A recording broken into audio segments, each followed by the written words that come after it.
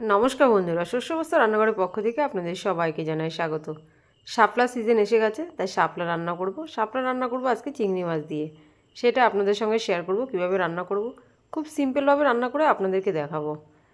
তার জন্য প্রথমে গ্যাসে কড়াই বসিয়ে দিয়েছি। কড়াইতে দিয়ে দিলাম সর্ষের তেল, ফোড়ন দিয়ে দেবো কালো জিরা আর কাঁচা লঙ্কা। ফোড়ন খুব ভালোভাবে হয়ে গেছে। এবারে চিংড়ি মাছগুলো আগে থেকে ধুয়ে পরিষ্কার করে রেখেছিলাম, সেগুলো দিয়ে দেবো। কিছুক্ষণ চিংড়ি মাছগুলোকে ভেজে নেব। এবার পরিমাণ মতো নুন আর হলুদ দিয়ে দেবো। নুন হলুদটা আমি একবারেই দেবো, যেন শাপলা দেওয়ার পরে আর দিতে না হয়।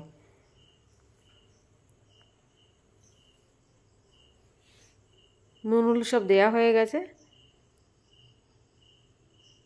আর আমি মাছটাকে ভেজে তুলে নেব না, একবারে এর উপরে শাপলা দিয়ে দেবো।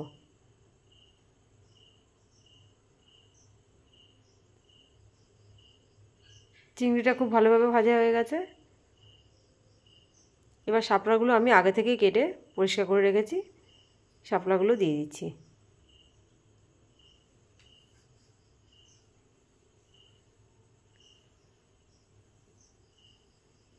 শাপলাগুলো সব দিয়ে দিলাম।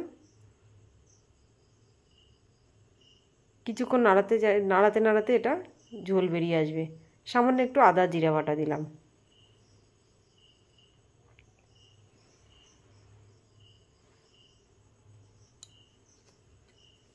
শাপলা রান্না করার সময় কোনো রকম জল ব্যবহার করতে হয় না, শাপলা থেকে এমনিই জল ছেড়ে দেয়।